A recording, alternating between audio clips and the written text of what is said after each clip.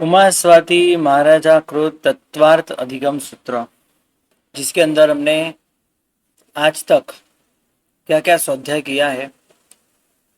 तो 10 अध्याय है और टोटल 344 उसके सूत्र है।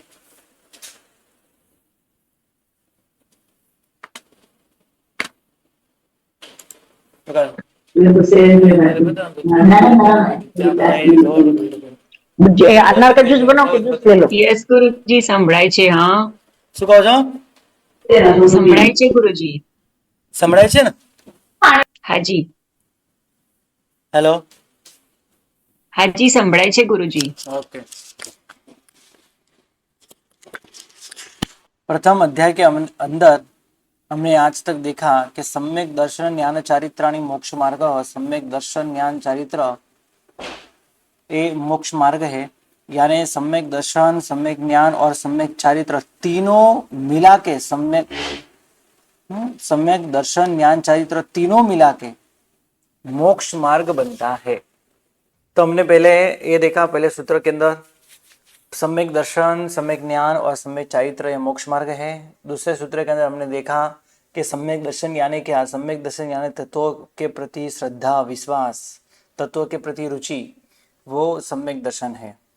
और वो सम्यक दर्शन के निसर्ग, अधिगम ऐसे अनेक प्रकार है। द्रव्य भाव, निसर्ग, अधिगम, व्यवहार, निश्चय, पौद्गलिक, अपौद्गलिक, दीपक, रोचक, कारक, औपशमिक, शायुक, शमिक, शायिक, वेदक, शास्वादन, ऐसे अनेक प्रकार।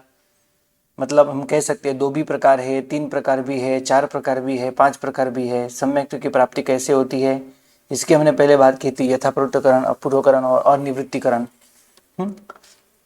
इसके अंदर ग्रंथि भेद होता है, इसकी हमने यहाँ पे बात की थी। चौथे सूत्र के अंदर हमने देखा कि तत्व कितने हैं? जीव, अजीव, आश्रव, बंध, संव, निर्जरा, मोक्ष। आसुर के अंदर पुण्य पाप दोनों प्रकार के कर्म आते हैं। ऐसे 7 या 9 तत्व भी हम कह सकते हैं। तो 9 तत्व ग्रंथ के अंदर ऐसे तत्वों की गिनती की गई है। कोई 7 तत्व भी कहते हैं, कोई 5 तत्व भी कह सकते हैं, या फिर 2 तत्व भी कह सकते हैं। तो इसके अंदर जीव, अजीव, आश्रव, संव, निर्जरा, बंध, मोक्ष ये 7 तत्व है। आश्रव के साथ पुण्य और पाप है। इस तरह आगे भी हमको समझना है। आश्रव, पुण्य और पाप बंध के अंदर गिने, निर्जरा, मोक्ष के अंदर गिन जाए, इसकी गिनती की जाए तो 5 तत्व भी बनते हैं। या फिर संव, निर्जरा, मोक्ष ये तीनों आत्मा के गुण हैं, इसलिए जीव के अंदर गिने गए हैं। और बंध, आश्रव, पुण्य, पाप ये सब अजीव तत्व है, क्योंकि ये सब आते हैं। पुण्य हो या पाप हो, आना, बंद होना, आत्मा के साथ रहना, ये सब कौन करते हैं? तो पुद्गल खुद करते हैं। पुद्गल अजीव तत्व है। इस तरह 2 तत्व भी कह सकते हैं। नाम, स्थापना, द्रव्य, भाव, कोई भी पदार्थों को हम ऐसे 4 निक्षेप से समझ सकते हैं। नाम निक्षेप, स्थापना निक्षेप, द्रव्य निक्षेप और भाव निक्षेप। प्रमाण और नए के द्वारा अधिगम यानी ज्ञान होता है। प्रमाण यानी संपूर्ण वस्तु को जानने के लिए ज्ञान का जो प्रमाण, ज्ञान को ही प्रमाण कहते हैं। और नए यानी वस्तु के एक देश को जानने वाले ज्ञान को शास्त्र के अंदर नए कहा गया है। ऐसे प्रमाण और नए के द्वारा ज्ञान की, बोध की प्राप्ति होती है। निर्देश, स्वामित्व, साधना, अधिकरण, स्थिति और विधानतः। निर्देश, स्वामित्व, साधन, अधिकरण, स्थिति, विधान ये सब प्रकारों से, और आगे भी कहते हैं तत्संख्या, सत, संख्या, क्षेत्र, स्पर्शन, काल, अंतर, भाव और अल्प बहुतों आदि द्वारा पदार्थों का हमको ज्ञान होता है। इसके पहले सम्यक दर्शन की बात की, बाद में सम्यक ज्ञान की भी बात की।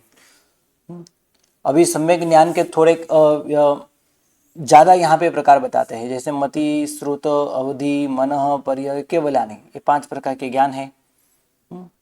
इसके अंतत प्रमाणे ज्ञान 2 प्रकार के हैं। तत् यानी ज्ञान, ज्ञान के प्रमाणे 2 द्विवचन है, इसलिए 2 प्रमाण है। परोक्ष प्रमाण और प्रत्यक्ष प्रमाण। प्रथम के 2 ज्ञान है परोक्ष प्रमाण वाले हैं, और अंतिम 3 ज्ञान जो है वो प्रत्यक्ष प्रमाण वाले हैं। मति, श्रुत, संज्ञा, चिंता, अभिनिबोध ऐसे प्रथम ज्ञान के पर्यायवाची समानार्थी शब्द भी है। तत् इंद्रिय अनिंद्रिय निमित्तम, वो जो ज्ञान है परोक्ष इसलिए है क्योंकि वो इंद्रिय और अनिंद्रिय से जैसे ज्ञान की प्राप्ति हमको इंद्रियों से यानी 5 इंद्रिय और अनिंद्रिय यानी मन से प्राप्ति होती है ज्ञान की।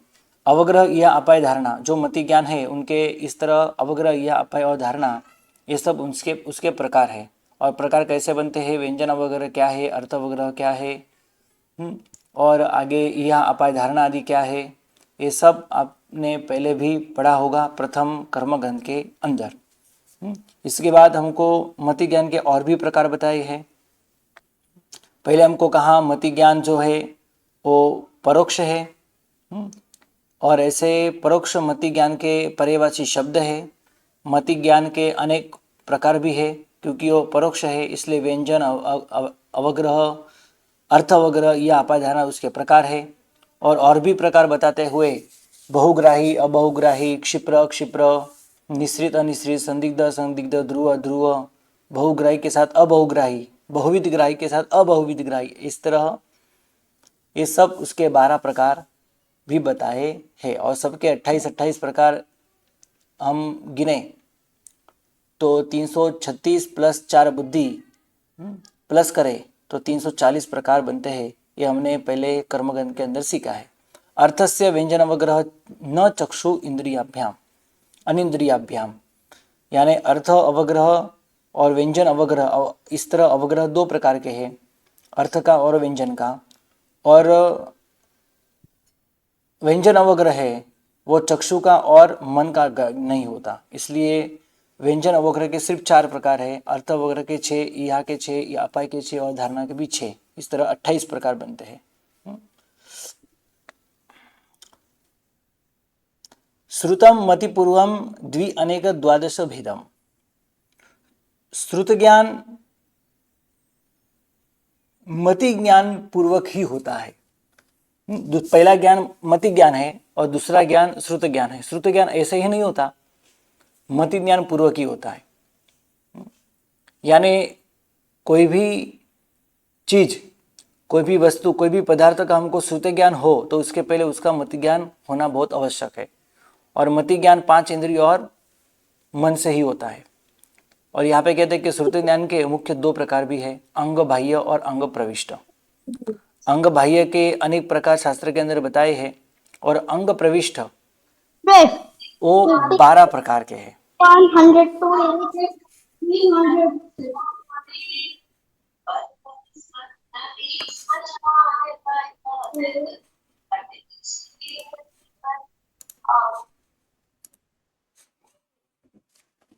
ओके, अचरांग सुदरांग ठानांग समवयांग व्याख्या प्रज्ञप्ति आदि जो है दृष्टिवाद तक, ये सब अंग प्रविष्ट ज्ञान है। और इसके अलावा औपपातिक, राजप्रश्नीय या फिर संस्तारक प्रकरण, गच्छाचार प्रकरण, गण विद्या, देवेंद्र स्तव, मरण समाधि, भक्त परिज्ञा या भी नंदी सूत्र, अनुयोग द्वार सूत्र, आवश्यक सूत्र, पिंड निरुक्ति आदि सूत्र जो है, निश्चित सूत्र, बृहत्कल्प भाष्य आदि जो है, ये सब अंग बाह्य ज्ञान है। द्विविध अवधि ही, अवधि ज्ञान के प्रकार यहाँ पे बताए हैं, भव प्रत्येक और गुण प्रत्येक। भव प्रत्येक जो है वो नारक और देवता को है, यथा उक्त निमित्त षट विकल्प शेषाणाम। अवधि ज्ञान के 2 प्रकार है, भव प्रत्येक, गुण प्रत्येक। गुण प्रत्येक के निमित्त अवधि ज्ञान के 6 प्रकार भी बनते हैं। इस तरह हमने अवधि ज्ञान की भी बात की थी। रुजु विपुलमति मनः पर्याय, यानी रुजु मति मन पर ज्ञान और विपुल मति मन पर ज्ञान, इस तरह मन पर ज्ञान के 2 प्रकार शास्त्र के अंदर बताए हैं। दोनों के बीच अंतर क्या है? एक विशेष ज्ञान है, इसलिए इसका दर्शन नहीं बताया। अवधि ज्ञान का दर्शन बताया है, अवधि दर्शन। मन पर ज्ञान का दर्शन नहीं बताया, क्योंकि मन पर ज्ञान खुद विशिष्ट कोटि का ज्ञान है। और उसके 2 प्रकार बताए हैं, रुजुमति और विपुलमति। ये दोनों के अंदर अंतर क्या है? तो रुजुमति जो है वो विपुलमति से किंचित कम अस्पष्ट समझता है, लेकिन है तो वो भी विशेष ज्ञान। लेकिन विपुलमति से अल्प है, इसलिए वो रुजुमति मनोपर ज्ञान कहलाता है। और विपुलमति थोड़ा विशिष्ट कोटि है। जैसे एक पुरुष एक केरी आंबे के वृक्ष को मन के अंदर चिंतन करता है, तो रुजुमति और विपुलमति दोनों जानते हैं। देखो यहाँ पे इस तरह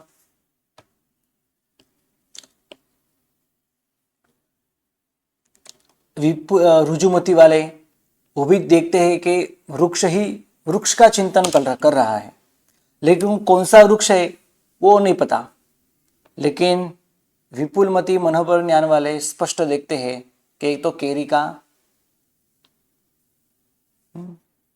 आंबे का वृक्ष है, इसका वो चिंतन कर रहा है। इस तरह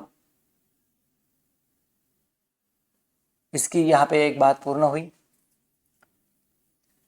विशुद्ध क्षेत्र स्वामिनी विषयभ्यो अवधि मनः पर्ययो। मति ज्ञान के बाद अवधि ज्ञान के बाद मनोपर ज्ञान बताया है। क्यों? कि दोनों के बीच विशुद्ध क्षेत्र स्वामी विषय की समानता है।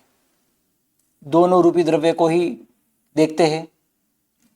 अवधि ज्ञान लोक आलोक को देखता है, तो मनोपर ज्ञान अडिदीप के अंदर ही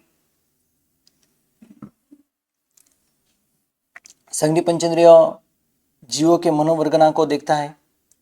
स्वामी की बात करें तो चारों गति के अंदर होता है मन अवधि ज्ञान, तो मनोपर ज्ञान सिर्फ मनुष्य गति के अंदर है। यहाँ पे थोड़ी थोड़ी समानता है ना। यहाँ पे रूपी द्रव्य, यहाँ पे लोक अलोक है लेकिन अडिद्वीप भी है, और यहाँ पे मनोपर यानी सिर्फ अडिद्वीप को ही देखता है। तो इस तरह अडिद्वीप की समानता है। यहाँ पे चारों गति है, यहाँ पे मनुष्य गति है, यानी मनुष्य गति की समानता है। यहाँ पे ढाईद्वीप की समानता है, यहाँ रूपी द्रव्य की समानता है, और यहाँ पे समस्त रूपी द्रव्य को देखता है। तो यहाँ पे संज्ञा पंचेंद्रिय पर्याप्ता मनुष्य के ढाईद्वीप के अंदर रहे हुए संज्ञा पंचेंद्रिय पर्याप्ता के मनोपुद्गल को देखता है। तो इतनी समानता है दोनों के बीच, इसलिए अवधि ज्ञान के बाद मनोपर ज्ञान की बात उन्होंने यहाँ पे की। શું નથી ચાલતો? કોમ્પ્યુટર બંધ કરો પછી શરૂ કરો, શરૂ થઈ જશે।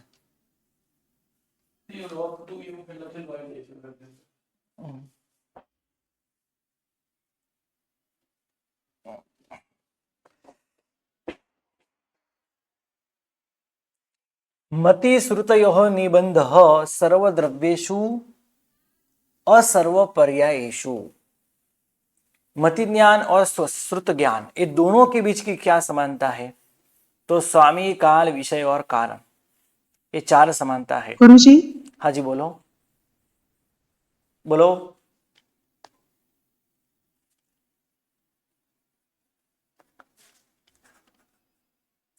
हाँ जी बोलो। गुरुजी, अवधि ज्ञान में आपने बताया कि लोक अलोक दोनों आते हैं क्या हाँ क्षेत्र में? जी, लोक अलग दोनों आते हैं। हाँ, तो अलोक तो मेरे यानी मुझे ऐसे लगा कि केवल ज्ञान ही सिर्फ देख सकते हैं अवधि ज्ञान में। नहीं, अवधि ज्ञान को भी, अवधि ज्ञान ज्ञानी जो होते हैं ना, उनको भी अलोक का ज्ञान होता है केवल ज्ञान के पहले। देखो केवल ज्ञान के अवधि ज्ञान के ना बहुत प्रकार है। उसमें एक प्रकार ये है कि परमावधि ज्ञान और लोकावधि ज्ञान। लोकावधि ज्ञान जो है वो पूरे संपूर्ण 14 राजलोक का है। जैसे महावीर स्वामी भगवान को लोकावधि ज्ञान कब प्राप्त हुआ था? तो कठपुतना वेंतरी ने उपसर्ग किया था तब लोकावधि ज्ञान हुआ था। इसके पहले कौन सा अवधि ज्ञान था? तो 10वें देवलोक में से जो अवधि ज्ञान लेके आए थे ना, वही था, वो गया नहीं बाद में। लेकिन पूरे 14 राजलोक का अवधि ज्ञान कब हुआ? तो कठपुतना वेंतरी ने जब उपसर्ग किया तब। लेकिन भगवान को परम अवधि का ज्ञान प्राप्ति कब हुई? अभी परम अवधि ज्ञान यानी क्या? तो संपूर्ण लोक और अलोक के अंदर रूपी द्रव्य को देखने की शक्ति होना। जो अलोक के अंदर भी कोई रूपी द्रव्य हो तो उसको भी देखने की शक्ति की क्षमता परम अवधि वाले व्यक्ति को होती है। जैसे भगवान महावीर स्वामी रुजुवालिका नदी के किनारे अर्ध गोदोही का आसन के अंदर बैठे हुए थे, आतापना ले रहे थे, तब जब उनको केवल्य की प्राप्ति होने वाली थी, उसके अंतर्मुख पहले परम अवधि ज्ञान की प्राप्ति होती है। यानी जी गुरु जी। हाँ, यानी इसका मतलब क्या, यानी आलोक के अंदर भी कोई रूपी द्रव्य हो तो उसकी देखने की क्षमता उनके अंदर प्रकट हुई, उनको परम अवधि ज्ञान कहते हैं। इसलिए लोक और अलौक दोनों देख सकते हैं। ગુરુજી જી ગુરુ પછી પરમ અવધિ જ્ઞાન થાય ગુરુજી? શું ફરી? કેવળ જ્ઞાન 13મે થઈ જાય ને ગુરુજી? हाँ, 14મે केवल ज्ञान पहला, અંતર્મૃત પહેલા પરમ અવધિ જ્ઞાનની પ્રાપ્તિ થાય અને પછી કેવલ જ્ઞાનની પ્રાપ્તિ થાય. જી પણ ગુરુજી મારે એ પૂછવું હતું કે આમાં તો મન પરજ્ઞાનમાં તો ક્ષેત્ર અઢીદ્વીપ આપ્યું ને આમાં તો લોક આપ્યું. લોક એટલે 14 રાજલોક આવી ગયા અવધિ જ્ઞાનમાં. હા, 14 રાજલોક, લોક અને અલોક બંને આવી જાય. તો આમાં કેવું અવધિ જ્ઞાન તો ત્રીજું જ્ઞાન છે, એમાં આટલો ક્ષેત્રનો વ્યાપ મોટો અને મન પરજ્ઞાનનો ક્ષેત્રનો વ્યાપ આટલો નાનો કેમ? જો હવે અહીંયા છે ને ક્વોન્ટિટી નથી જોવાની, ક્વોલિટી જોવાની છે. ક્વોલિટી. જી હા, કાચના ટુકડા હોય ને ઘણા બધા હોય અને ચમકતા હોય લાઇટના કારણે તો ખૂબ સુંદર છે. આપણે આવી રીતે બોલીએ કોઈ મતલબ નથી એનો, કારણ કે બધા કાચના ટુકડા છે. પણ જી, ડાયમંડ હોય તો વગર પ્રકાશે, મૂળ પોતાના પ્રકાશે, લાઇટના પ્રકાશે નહીં પણ પોતાના મૂળ પ્રકાશે ચમકતા હોય છે. એટલે અહીંયા જી. ક્વોન્ટિટી નહીં જોવાની કે બહુ મોટું ક્ષેત્ર છે, અહીંયા ક્વોલિટી જોવાની કે અવધિ જ્ઞાની માત્ર અઢીરીતના જ જુએ, પણ કોને જુએ? અત્યંત સૂક્ષ્મ એવા મનોવર્ગના પૂતગલોને પણ જુએ. હવે મનોવર્ગના પૂતગલો કેટલા સૂક્ષ્મ તમને ખબર છે? पहले औदारिक वर्गना के पुद्गल आते हैं, बाद में वैक्रिय वर्गना के पुद्गल आते हैं, राइट। बाद में आहारक वर्गना के पुद्गल आते हैं, बाद में तेजस वर्गना के पुद्गल, श्वासोश्वास वर्गना के पुद्गल, बाद में ભાષા વર્ગ, मन वर्गना के पुद्गल, अंत में कार्बन वर्गना के पुद्गल आते हैं. अभी ये सबको देखना ये सिंपल बात है, कुछ आश्चर्य जैसी बात नहीं है. लेकिन मनोवर्गनों का अत्यंत सूक्ष्म मनोवर्गनों को देखना ये बहुत बड़ी बात है. जी गुरुजी। हाँ, इसलिए यहाँ पे क्वालिटी अच्छी है. और यहाँ पे दोनों की समानता कैसे की गई? तो फिर यहाँ पे लोक और अलोक दोनों हैं, और यहाँ तो सिर्फ अढ़ीद्वीप ही है. तो अढ़ीद्वीप के अंदर के रहे हुए वही रूपी द्रव्य को देखना. और यहाँ पे भी ऐसा ही है कि अढ़ीद्वीप के अंदर, मतलब अवधि ज्ञानी ये भी देख सकते हैं, अढ़ीद्वीप के ढाईद्वीप के अंदर रहे हुए रूपी द्रव्य को भी देख सकते हैं, और मनोपर ज्ञानी भी ढाईद्वीप के अंदर रहे हुए मनोवर्गनों को पुद्गल को देख सकते हैं, देख के पता कर सकते हैं. तो इतनी समानता तो है कि नहीं? ढाईद्वीप जितनी समानता दोनों के बीच है, राइट. और कुछ मति श्रुत योह निबंधः सर्वद्रव्येषु असर्वपर्यायेषु. मति ज्ञान और श्रुत ज्ञान जो है, ये दोनों के बीच स्वामी काल विषय और कारण इतनी समानता है. यहां पे सिर्फ एक ही पदार्थ बताया है. कौन सा? तो मैंने यहाँ पे ऐसे डार्क किया है, बॉक्स किया है, देख सकते हो.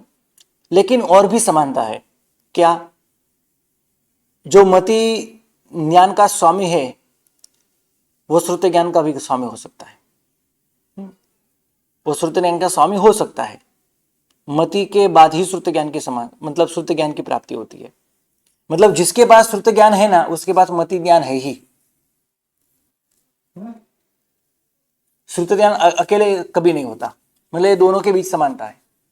ये श्रुत ज्ञान के पहले मति ज्ञान है, और मति ज्ञान के बाद ही श्रुत ज्ञान होता है.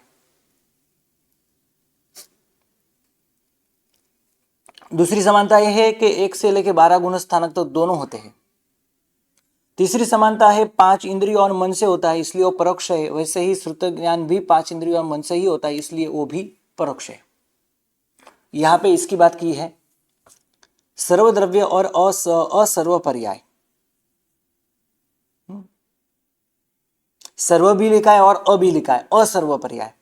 यहाँ पे सर्व पर्याय लिखा है, यहाँ पे असर्व पर्याय लिखा है। यानी सर्व द्रव्य को जान सकता है लेकिन सर्व द्रव्य के सर्व पर्याय को नहीं देख सकता मति ज्ञानी। अभी पदार्थ कितने हैं सर्व द्रव्य, यानी हमारे यहाँ पे 14 राजलोक के अंदर द्रव्य कितने हैं? 6 द्रव्य हैं। धर्मास्तिकाय है, अधर्मास्तिकाय है, पुद्गलास्तिकाय है, जीवास्तिकाय है, काल है, आकाशास्तिकाय है। ये सब द्रव्य को मति ज्ञानी समझ सकता है लेकिन सभी यानी 6 द्रव्यों के सर्व पर्याय को कभी नहीं देख सकता, इसलिए असर्व पर्याय। और उसको ही ये इसका मति ज्ञान होने के बाद उसका श्रुत ज्ञान भी हो सकता है, मतलब दोनों के बीच ये समानता है। सर्व द्रव्य का मति ज्ञान होने के बाद इसका श्रुत ज्ञान भी हो सकता है। यानी सर्व द्रव्य का हो सकता है, 6 द्रव्य का हो सकता है। वैसे ही सर्व यानी असर्व पर्याय सब पर्याय को समझ नहीं सकता, क्योंकि मति ज्ञान और श्रुति ज्ञान दोनों मर्यादा वाले ज्ञान है। क्योंकि इंद्रिय खुद मर्यादा से युक्त होती है, इंद्रिय के सभी इंद्रिय की मर्यादा होती है। बहुत बड़ी बहुत दूर कोई मीठी सुगंध आती हो तो नाक नहीं ले सकता, वो नाक का विषय नहीं बनता, ज्ञानेंद्रिय विषय का नहीं बनता। वैसे बहुत दूर कोई चीज हो तो आंखों से वो नहीं दिखाई देता, क्योंकि आंखों की भी मर्यादा, मतलब इंद्रियों की मर्यादा है। इंद्रिय खुद मर्यादा से युक्त है, अनलिमिटेड। इसका ज्ञान इंद्रिय से कभी नहीं हो सकता। इसलिए सभी द्रव्य को जान सकते हैं शास्त्रों के माध्यम से। जैसे कि मैं क्या भी धर्मास्तिका या अधर्मास्तिका या आकाश उसको देख सकता हूं, लेकिन अनुभव कर सकता हूं, और ऐसे पदार्थों को मैं शास्त्रों के माध्यम से समझ सकता हूं। मतलब सर्व द्रव्य यानी 6 द्रव्य को मैं जान सकता हूं, लेकिन 6 द्रव्य को सर्व पर्याय को नहीं जान सकता। जैसे जीव द्रव्य है, एक जीव द्रव्य को मैं जान, लाख असंख्य है ना जीव द्रव्य को मैं जान सकता हूं, लेकिन सभी अनंत जीव द्रव्य को नहीं जान सकता। इस तरह सर्व द्रव्य को जान सकता है लेकिन सर्व पर्याय को नहीं जान सकता, इसलिए असर्व पर्याय यानी मर्यादित पर्याय। वैसे ही जिसका मति ज्ञान हुआ है उसका श्रुत ज्ञान भी होने की पूरी संभावना है, इसलिए दोनों के बीच ये दोनों समानता है। सर्व द्रव्य को जान सकते हैं लेकिन असर्व पर्याय को।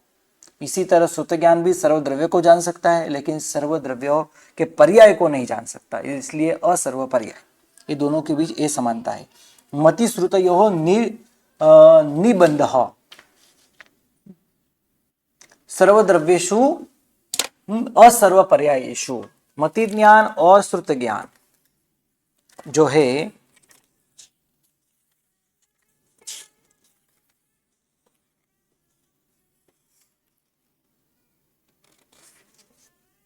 निर्बंध,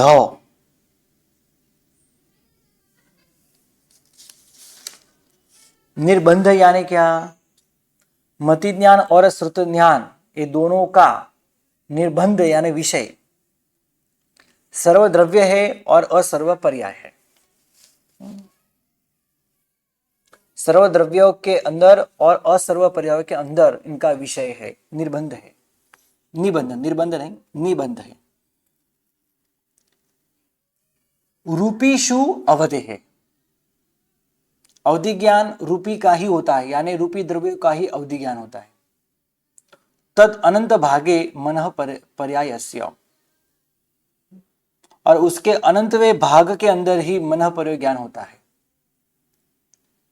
अनंतवा भाग इसलिए लिया क्योंकि वो सिर्फ 2.5 द्वीप का ही देख सकता है मनः पर्याय ज्ञानी, इसलिए यहाँ पे कहते हैं कि अवधि ज्ञान का विषय रूपी द्रव्य ही है, परंतु मनः पर्याय ज्ञान का विषय मनोवर्गना है, परंतु वो मनोवर्गना उससे अनंतवा भाग रूप है। अनंतवा भाग रूप है, इसका मतलब ये है कि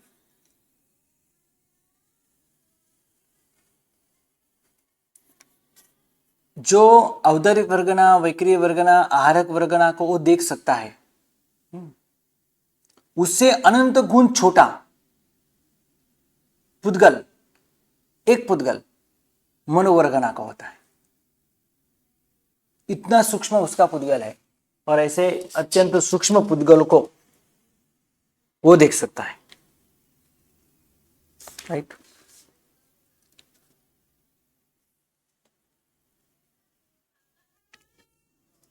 और वो भी संघनी पंचेंद्रिय जीवों से गृहित मन के रूप जिन्होंने परिणत किया है, ऐसे मनोवर्गना को ही मनोपर ज्ञानी देखता है। इसलिए मनः पर ज्ञान यानी दोनों के बीच का जो अंतर है वो बहुत बड़ा है।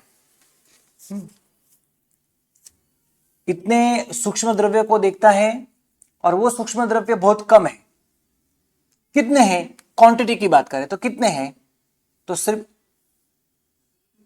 अवधि ज्ञान की अपेक्षा से देखा जाए तो अनंतवा भाग, इतने कम द्रव्य को ही वो जानता है।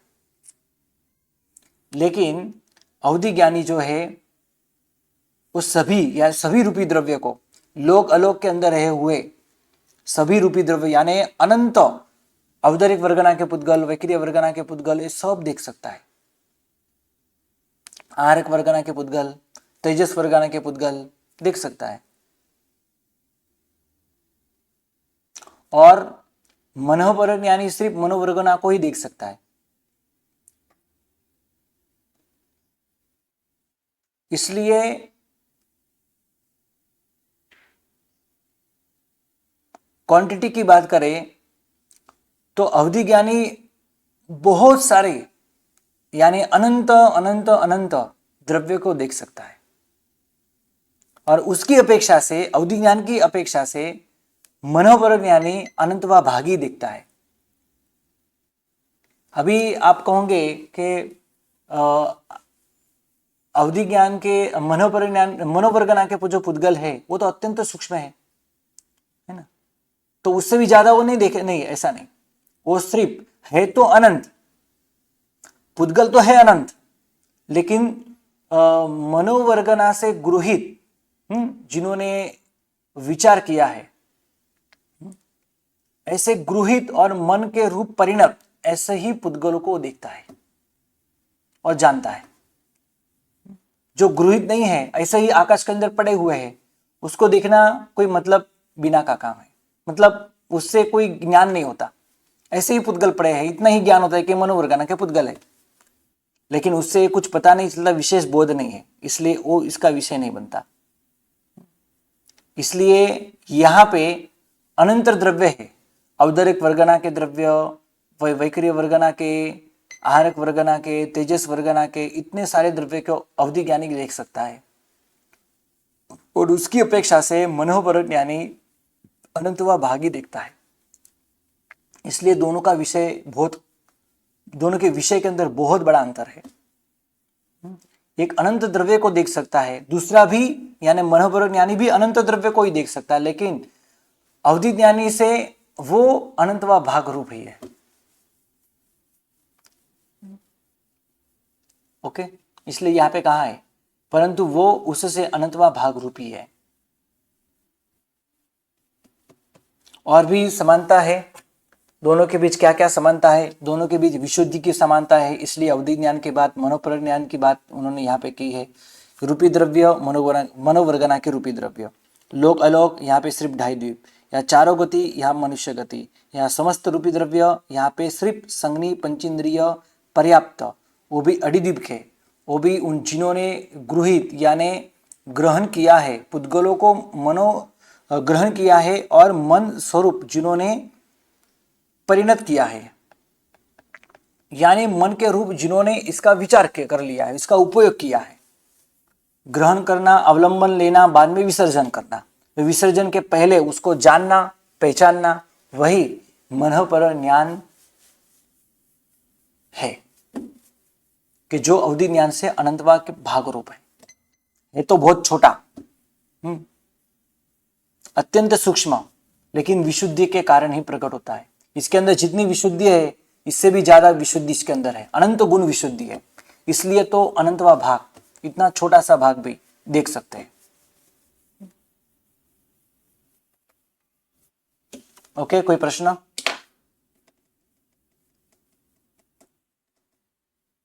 सर्व द्रव्य पर्यायेषु केवलम। गुरुजी सिर्फ केवल ज्ञान ही ऐसा है, एक मिनट भाई, सिर्फ केवल ज्ञान ही ऐसा है, सर्व द्रव्य को जान सकता है और सर्व पर्याय को जान सकता है।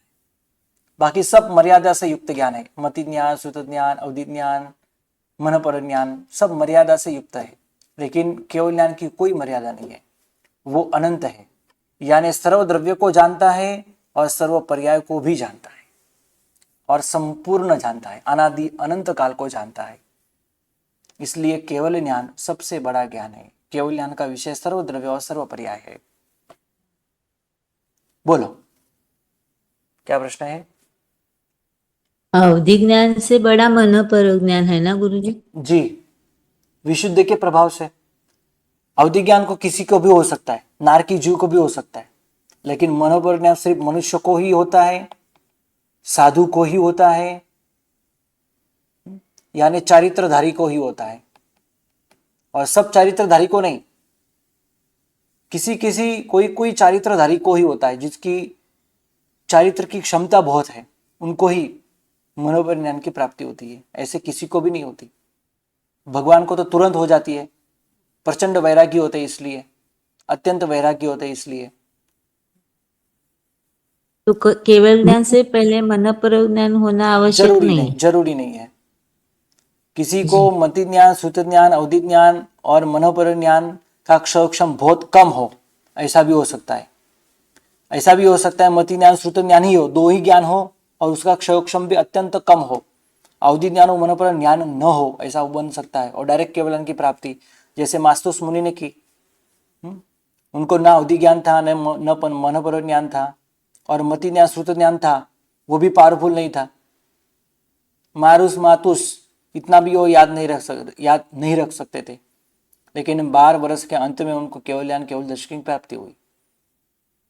जी, यानी जरूरी नहीं कि क्रम से ही होगा। जी, क्रम से ही होगा ऐसा जरूरी नहीं है, लेकिन होता है किसी को तो इस तरह क्रम से ही होता है। हाँ, बाद में वो भी है कि जरूरी नहीं कि मनोपर ज्ञान होता अवधि ज्ञान होना ही चाहिए, नहीं होता भी चलता है।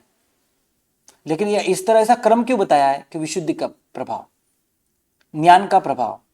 मति ज्ञान से विशेष ज्ञान श्रुत ज्ञान है, श्रुत ज्ञान से विशेष ज्ञान अवधि ज्ञान है, अवधि ज्ञान से विशेष ज्ञान मनोपर ज्ञान है। क्योंकि छोटी सी बात भी मनोपर ज्ञान से हम जान सकते हैं, इसलिए मनोपर ज्ञान ये तीनों ज्ञान से बड़ा है। अवधि ज्ञान ना हो तो भी मन पर ज्ञान हो सकता है। हाँ, किसी को अवधि मति ज्ञान, श्रुत ज्ञान, डायरेक्ट मनोपर ज्ञान हो, ऐसा हो सकता है, अवधि ज्ञान ना हो। जी जी गुरुजी। गुरुजी, हाँ बोलो। ये साध्वी जी भगवंत को हो सकता है क्या मन पर ज्ञान? हाँ, हो सकता है, कोई दिक्कत नहीं है। अच्छा। केवल ज्ञान भी तो होता है साध्वी जी भगवंत को। हाँ, मल्लीनाथ भगवान साध्वी मतलब स्त्री थे ना, उनको भी हुआ था ना। हाँ, हो सकता मल्लीनाथ है। भगवान को, चंदन बालाजी को, मृगावती जी को। हाँ, केवल ये ज्ञान तो तो केवल वो ज्ञान तो की पता बात थी, है, सिर्फ वो तो समझे, मनोपर वो ज्ञान तो की मन बात पर करें, विषय। मनोपर ज्ञान हाँ, है ना। मनोपर जैसे मल्लीनाथ भगवान ने सुबह दीक्षा ली, जैसे दीक्षा ली मनोपर ज्ञान की प्राप्ति हुई, और शाम को केवल ज्ञान की प्राप्ति हो गई। तब तक तो थे ना मनोपर ज्ञानी, बाद में तो हाँ। केवल ज्ञान हो गया। मतलब सात्विक भगवान को भी मनोपर ज्ञान हो सकता है। गुरुजी ऐसे कोई एग्जाम्पल नहीं दिए ना अपने वो शास्त्रों में कोई मन पर ज्ञानी साध्वी जी के? मल्लीनाथ या ना अभी वो तो अच्छे रहे ना, वो तो तीर्थंकर थे। लेकिन है तो उसके है ना, अलावा मतलब कुछ हो तो सकता है ना, ऐसा तो नहीं ना कि नहीं हो सकता। स्त्री तो थे ना। हाँ, हो सकता है। अन्य कोई दृष्टांत नहीं है किसी साध्वी जी भगवान को हाँ जी। हाँ, ऐसा कोई दृष्टांत नहीं है। लेकिन ऐसा भी नहीं कह सकते कि मतलब कोई स्त्री को मनोपर ज्ञान नहीं हो, ऐसा नहीं कह सकते। हो सकता है, जैसे मल्लीनाथ भगवान का हुआ। दृष्टांत नहीं है हमारे पास ऐसे, लेकिन हो सकता है। हाँ। मतलब किसी ने निषेध नहीं किया कि साध्वी जी भगवान को कभी मनोपर ज्ञान नहीं होगा, ऐसा निषेध नहीं। चारित्रधारी होने चाहिए, उनको होता है, ऐसी कंडीशन है। हाँ जी। गुरु जी, हाँ बोलो। हाँ, नारकी के जीव जो होते हैं उनको विभंग ज्ञान होता है, तो वो भी लोक और अलोक देख सकते हैं? नहीं, जो मैंने जी अवधि ज्ञान के प्रकार बताए, परम अवधि ज्ञान और लोक अवधि ज्ञान, वो सिर्फ मनुष्य को ही होता है, दूसरे किसी को नहीं होता है। तो फिर श्रेणिक महाराजा जो समकिति जी अभी पहली नरक में है, हाँ, तो उन्हें वो देख सकते होंगे ना, लोक और अलोक? क्या देख सकते हैं? वो भी सामान्य, उनके पास भी अभी सामान्य अवधि ज्ञान ही है। जी जी। हम्म परम अवधि ज्ञान और लोक अवधि ज्ञान, ये दोनों अवधि ज्ञान सिर्फ मनुष्यों को ही होता है, क्योंकि केवल ज्ञान की प्राप्ति मनुष्य को ही होने वाली है, जी इसलिए नारकी जीवों का अवधि ज्ञान जो है ना, नारकी जीवों को जो अवधि ज्ञान है, वो अवधि ज्ञान उनके लिए अच्छा नहीं है, क्योंकि परमाधामी आदि देवता उनको याद करवाते हैं कि याद कर तूने ऐसे पाप किए हैं। चौथी, पांचवी, छठी, सातवीं नरक के अंदर उनके शत्रु उनको याद करवाते, याद कर तूने मेरे साथ ऐसा व्यवहार किया था, मेरे साथ ऐसा गलत काम किया था, याद कर। इस तरह एक दूसरे को याद करवाते हैं।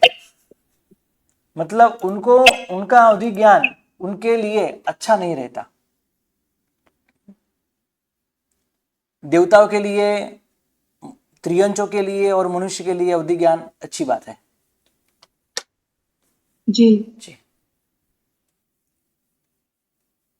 31वें के सूत्र के अंदर बताया है, एकादिनी भाज्या नियुग पदे कस्मिन ना चतुर्भः, यानी एक जीव में एक साथ कितने ज्ञान हो सकते हैं? आपके प्रश्न है ये सब।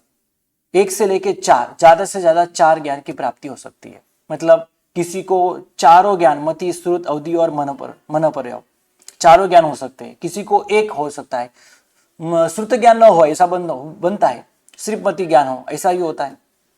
मतलब कम से कम एक और ज्यादा से ज्यादा 4, या फिर एक से लेके 4 नहीं, सिर्फ केवल ज्ञान, ऐसा भी कह सकते हैं। एक हो तो इस तरह मति ज्ञान हो सकता है, या फिर केवल ज्ञान भी हो सकता है, बराबर। 2 हो तो मति ज्ञान, श्रुति ज्ञान। 3 हो तो मति ज्ञान, श्रुति अवधि ज्ञान, या फिर मति ज्ञान, श्रुति मनोपर ज्ञान। और 4 हो तो मति ज्ञान, श्रुति अवधि ज्ञान, मनोपर ज्ञान। एक साथ एक ही जीव को 5 ज्ञान कभी नहीं होते, क्योंकि केवल ज्ञान होने के बाद, बराबर, केवल ज्ञान होने के बाद प्रथम के 4 ज्ञान का अस्तित्व नहीं होता, नहीं रहता, कुछ मतलब नहीं है, क्योंकि यह सब मर्यादा से युक्त है। पर गुरुजी रहते तो हैं, अस्तित्व नहीं, पर रहते तो हैं। मतांतर। अच्छा, क्योंकि ये मतांतर है। हाँ, प्रभु को 4 ज्ञान तो हो चुके थे दीक्षा के बाद, 5वां ज्ञान हुआ, तो चारों का लोप थोड़ी हुआ था, लोप हो गया क्या? नहीं, अभी चलो मैं यही पदार्थ में आपको दूसरी तरह से, दूसरी रीत से समझाता हूं। मति ज्ञान कैसे होता है? 5 इंद्रिय और ज्ञान से होता है, बराबर है। हाँ, 5 इंद्रिय और मन। और केवल ज्ञानी भगवान को इंद्रिय का उपयोग ही नहीं होता। हाँ, उनको इंद्रिय का उपयोग तो अभी मुझे कहो कि उनको मति ज्ञान कैसे हुआ? नहीं, मति ज्ञान तो पहले से हो चुका है, उसके कैसे बाद हुआ? वो मतलब पहले से हुआ है, मतलब कब हुआ? मतलब वो तो जन्म से उनको 3 ज्ञान थे, मति, श्रुत, अवधि। हाँ, वो जन्म से ही उनको 3 ज्ञान तो थे। अभी बात किसकी चलती है? केवल ज्ञान की बात। केवल ज्ञान होने के बाद कभी कोई चीज का मति ज्ञान, श्रुति ज्ञान भगवान को होता है, इसकी बात चलती है। नहीं, उसके बाद में नहीं होता है, पर पहले हो चुके। हाँ, तो इसकी बात हुई ना, तो यही बात हुई ना कि 5 ज्ञान कभी एक साथ नहीं हो गए, 4 ज्ञान हो सकते हैं। केवल ज्ञान होने के बाद प्रथम के 4 ज्ञान नहीं है। उनमें से किसी के लुप्त होने का हवाला नहीं बताया ना, इसलिए वो चीज मतलब दिमाग में प्रश्न बन जाती है ना। नहीं, लेकिन आपने ये समझा कि 4 ज्ञान हो, केवल ज्ञान होने के बाद 4 ज्ञान का अस्तित्व नहीं होता, क्योंकि अभी वर्तमान काल में हमको मति ज्ञान और श्रुत ज्ञान की प्राप्ति कैसे होती है? 5 इंद्रियों के माध्यम से होती है, राइट। लेकिन केवल ज्ञानी भगवान को, है ना, वो सब जानते हो तो केवल ज्ञान से ही जान लेते हैं, उनको मति ज्ञान की क्या जरूरत है? हाँ, उनको उनके लिए मतलब वो चीज महत्वपूर्ण नहीं रही, ये बात सही है बिल्कुल। हाँ, इसलिए क्योंकि हाँ। इसलिए केवल्यान होने के बाद चार ज्ञान का अस्तित्व नहीं होता। अभी मतांतर सुनो। कुछ लोग कहते हैं कि हाँ हो सकता है, कुछ होने में कुछ दिक्कत नहीं है। किस तरह? ये बात यहाँ पे उन्होंने नहीं बताई, लेकिन मैं आपको बताता हूँ। मतांतर है, कुछ लोग मानते हैं, कुछ आचार्य भगवान मानते हैं कि केवल्यान होने के बाद भी चार ज्ञान का अस्तित्व है। तो है तो किस तरह है, इसकी बात करते हैं। हाँ, लेकिन जैसे छद्मस्त जीवों को चार ज्ञान की प्राप्ति होती है, उनको उपयोग रखना पड़ता है, बाद में पता चलता है। केवल्यान को उपयोग पहले से ही होता है, हमेशा के लिए होता है उपयोग, कभी जाता नहीं है। हमारा उपयोग तो कभी कभी चला जाता है, हमको याद नहीं रहता है, लेकिन ऐसा केवल्यान भगवान के लिए कभी नहीं होता। तो अभी ये समझते हैं कि केवल्यानी भगवान को पांच ज्ञान का अस्तित्व कैसा है।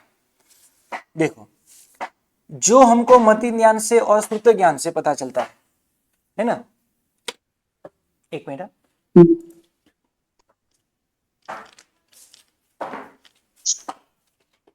ओए,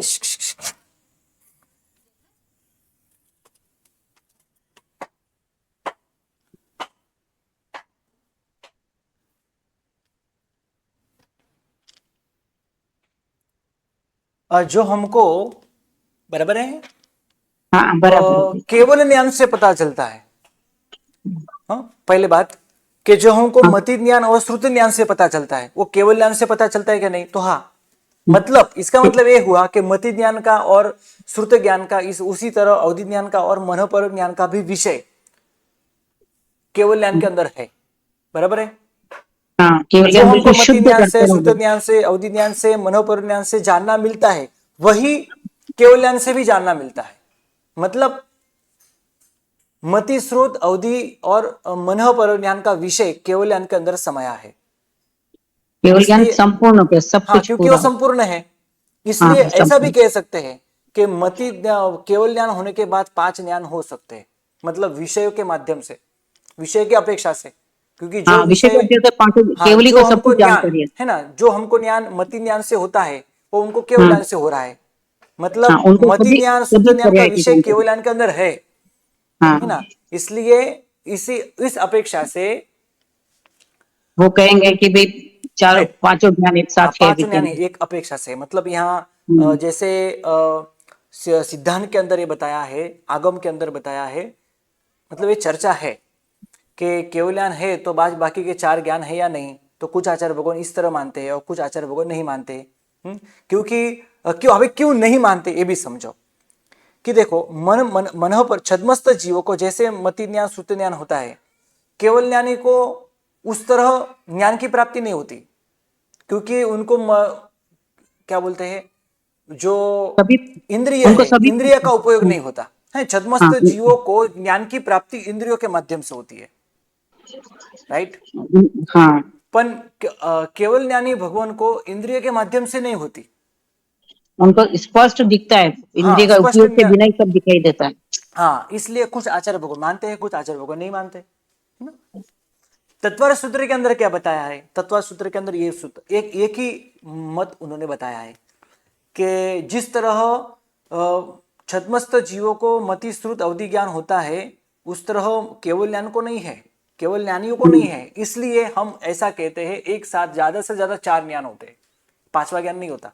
मतलब हाँ। एक ज्ञान, कम से कम एक ज्ञान, राइट, और ज्यादा से ज्यादा चार ज्ञान। एक ज्ञान हो तो मति ज्ञान छद्मस्त जीवों को, और केवली भगवान को केवल ज्ञान एक। केवल का बाद में को उनके लिए तीसरा, चौथा है ना, दो ऑप्शन या तीन ऑप्शन या चार ऑप्शन है ही नहीं। उनके लिए मायना नहीं रखते, हाँ, वो उनके सीधे लिए कोई मायने नहीं रखता। लेकिन सीधे छद्मस्त PhD जीवो है, होल्डर है वो। हाँ, छद्मस्त जीवो जो है उनके लिए मति ज्ञान एक कह सकते हैं, दो तो मति ज्ञान, श्रुत ज्ञान ऐसा कह सकते, तीन तो मति ज्ञान, श्रुत ज्ञान, अवधि ज्ञान या मति ज्ञान, श्रुत ज्ञान, मनोपर ऐसा कह सकते हैं, या फिर चार कहता तो मति ज्ञान, श्रुत ज्ञान, अवधि ज्ञान, मनोपर ज्ञान ऐसा कह सकते हैं। वो सीधे ही PhD होल्डर है, उनको किसी की जरूरत नहीं है। हाँ हाँ हाँ। तो एक आदिनी यानी एक द्वि त्रीणी चतुर चत्वारः, तो इस तरह एक, दो, तीन और चार ज्ञान हो सकते हैं। आदिनी भाज्यानि युगपद एकस्मिन् चतुर्थः। अब इसका अर्थ क्या हुआ तो इसका अर्थ ये हुआ कि एक जीव के अंदर एक साथ युगपद, है ना, यहाँ पे युगपद लिखा है, युगपद यानी एक साथ, युगपद एक जीव को एक साथ एकस्मिन एकस्मिन एक समय में ज्यादा से ज्यादा चतुर्भः, चार ज्ञान चतुर्भ्य, यहाँ पे चतुर्भ्य है, भ्य चतुर्भ्य है। यानी एक साथ चार ज्ञान, भज्या भाज्या यानी विकल्प, विकल्प से हो सकता है। कौन से विकल्प? यही विकल्प ने मैं बताया, मति ज्ञान श्रुति ज्ञान, या मति ज्ञान श्रुति अवधि ज्ञान, मति ज्ञान श्रुति मनोपर ज्ञान, इस एक तरह, साथ इस तरह विकल्प से एक हो या दूसरा ना हो, तीसरा ना हो, चौथा हो, ऐसा हो सकता है। एक आदि नहीं, यानी एक जीव के अंदर एक साथ पहले से ही ज्यादा से ज्यादा चार ज्ञान विकल्प से होते हैं। एक आदि नहीं, एक, बे, त्रण और एक, दो, तीन और चार विकल्प से, है ना। एक, दो, इसका अर्थ समझो, मैं समझाता हूं यहाँ पे, ये सब जाने देता एक बार। 1 2 3 4 क्या? हाँ नहीं, इसका जो अर्थ है ना, सही बात समझ लो कि यहाँ पे क्या कहते हैं, तो 1 2 3 4 ऐसे विकल्प से एक साथ एकस्मिन यानी एक जीव के अंदर इस तरह चार ज्ञान ज्यादा से ज्यादा हो सकते हैं। फिर से 1 2 3 4 विकल्प से एक साथ एक ही जीव के अंदर एकस्मिन चार ज्ञान हो सकते हैं, एक या दो या तीन या चार। एक का विकल्प एक ही है, दो के विकल्प एक ही है, मति ज्ञान श्रुति ज्ञान, और तीन के विकल्प दो है, और चार का विकल्प एक ही है। विकल्प किसे कहा गुरुजी आपने?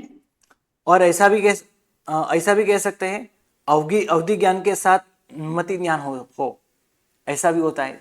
मनोपर ज्ञान के साथ सुमति ज्ञान हो, ऐसा भी हो सकता है। मतलब दो के विकल्प ऐसे तीन हुए, एक, ये दो और ये तीन, ऐसा भी हो सकता है।